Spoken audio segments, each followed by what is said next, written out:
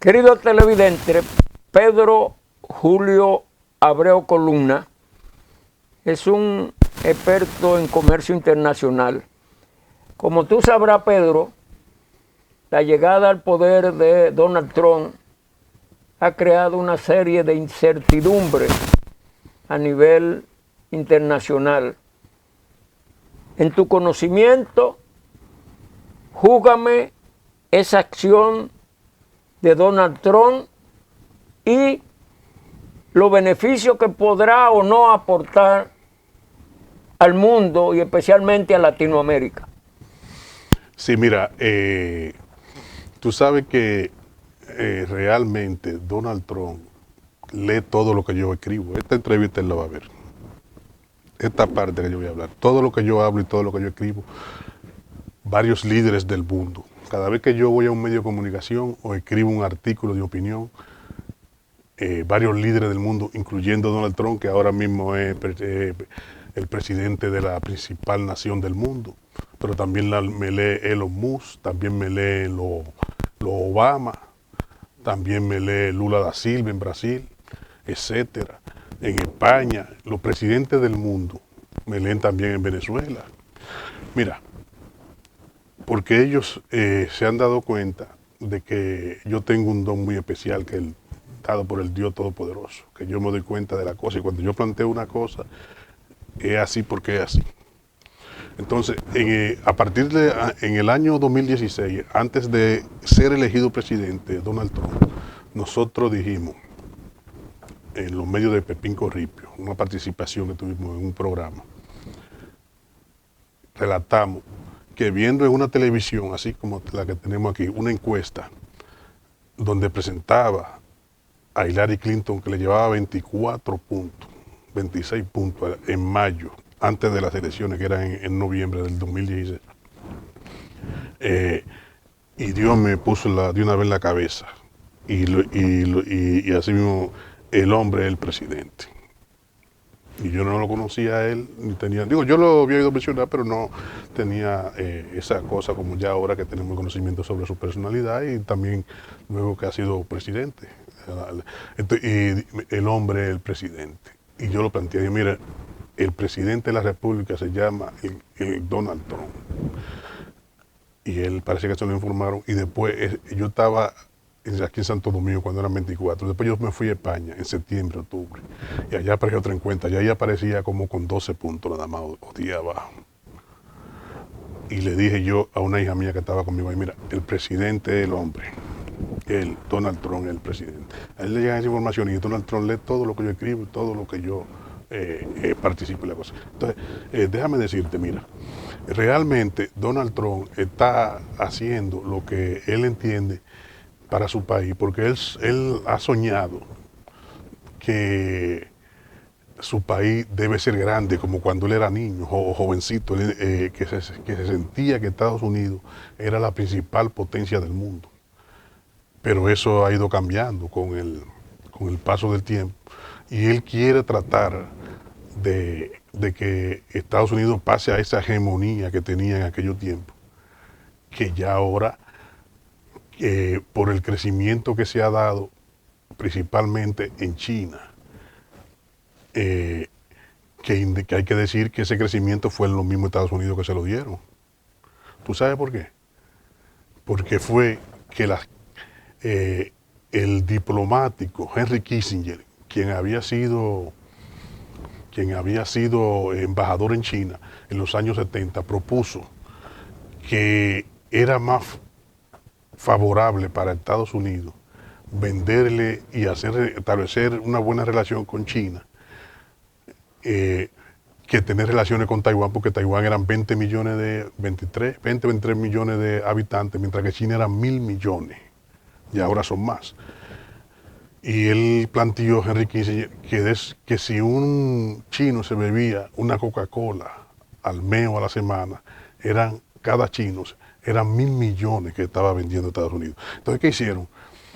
Que las grandes empresas, ellos adoptan esas medidas, rompieron relaciones con Taiwán, la mantienen como hicieron un acuerdo con con China y se llevaron las grandes empresas para China. Entonces, ¿qué pasó? Que China creció, le dio todas las facilidades, porque allá en China, con lo que en Estados Unidos pagan un empleado, en China te pagan 8, porque allá en Estados Unidos son $1,600, $2,000 una mensualidad para un obrero, mientras que en China son $200.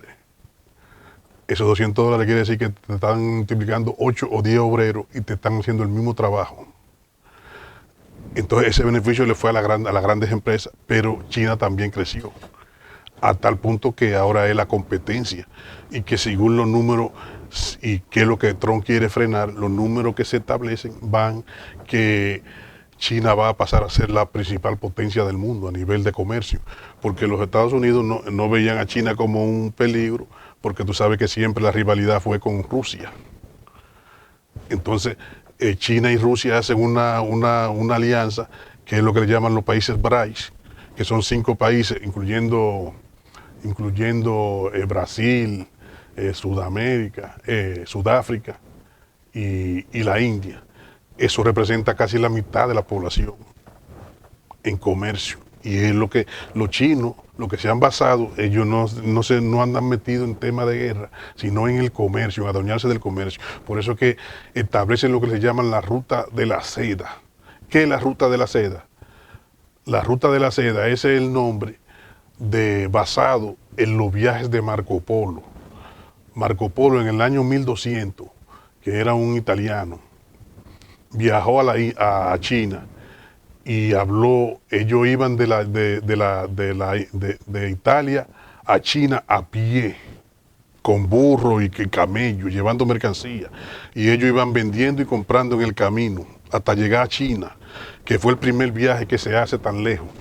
Por eso dicen que Cristóbal Colón se inspiró en los viajes de Marco Polo. Entonces, cuando Marco Polo regresa ya, que el gobernante chino se quedó con él, porque lo vio muy inteligente a Marco Polo. Él duró casi como 18 años por allá. Él cuando regresa a Italia, es apresado, y cuando es apresado ahí, Rosticello de Pisa, Rosticello se llamaba, uno que tuvo con él, que era escritor, él le comentó sus vivencias en China, y él le dijo, y todo lo que tú me estás contando es verdad, le dice Rosticello a Marco Polo, los dos presos. Y él le dijo, sí, mira, si tú me permites, yo lo voy a escribir eso, con el nombre tuyo, de esa historia, para que aquí en Italia se conozca lo que es esa vivencia de China. Y entonces, él lo escribió, y de ahí se estableció lo que llaman los viajes de Marco Polo. Y eso porque nunca nadie había viajado desde Europa hacia China a pie, como él lo hizo. Lo hacían en barco. Entonces, esa es la ruta que está estableciendo Xi Jinping ahora y China. Mira, ahí en Perú inauguraron ahora, en pasado mes de noviembre, un puerto en Perú, que dicen que eso va a reducir el traslado de mercancías de 40 a 17 días, desde Asia a cualquier país de América Latina, tomando como puerto.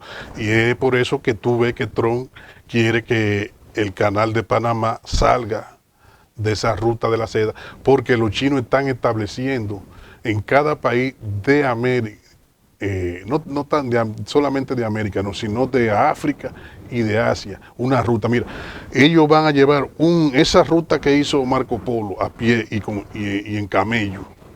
Ellos la tienen ya establecida desde China, desde Shanghái hasta Grecia en Europa.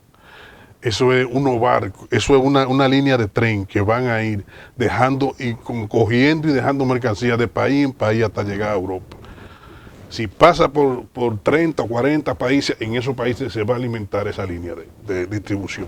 Porque tú sabes que en el comercio internacional y en cualquier tipo de comercio, el asunto es la distribución, que llevan tiempo de cómo entregar la mercancía y etc. Entonces, eso abarata los costos. Mira el problema que tiene Alemania ahora. Alemania, con esa problemática que hay a nivel de comercio internacional y la guerra de Ucrania, ha afectado a tal punto a Alemania, que Alemania terminó el 2023 y el 2024 con números en rojo, 2 por debajo del PIB, en rojo, que nunca había pasado después de la guerra mundial, del final de la Segunda Guerra Mundial. Y ahora en el 24, en 3 puntos, el sistema de energía ha acabado con Alemania y lo bajo costo con que vende la China los productos. Porque Alemania tenía con un acuerdo con Rusia para un gas que le salía bien barato. ¿Y qué pasó? Que ellos, basado en ese acuerdo que venían desde los tiempos que gobernó Angela Merkel, que fueron 16 años, Alemania, un convenio que tenían con Rusia y con Putin, eso hizo que ellos pensaran y lo llevaron a la realidad, lo materializaron, eliminaron todas las plantas de producción de energía eléctrica con nucleares. Las plantas de energía nuclear ellos la eliminaron, porque era una amenaza para la seguridad de la gente. Y entonces, al armarse la guerra de Ucrania, ahora ese gas desapareció y tuvieron que comprárselo a Estados Unidos y a la misma Rusia tienen que comprárselo, pero por otros países, porque ellos establecieron unas sanciones contra ese gas.